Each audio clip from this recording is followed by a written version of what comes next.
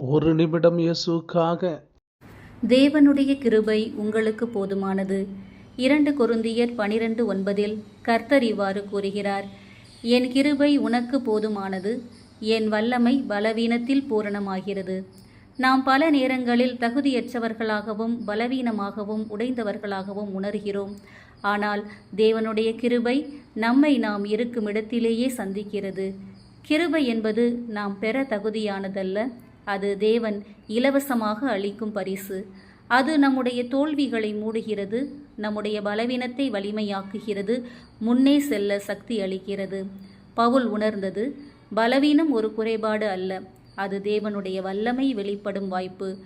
நாம் நம்மை நம்புவதை நிறுத்தி முழுமையாக அவரை நம்பும்போது அவருடைய கிருபை நமக்கு போதுமானதாகிறது.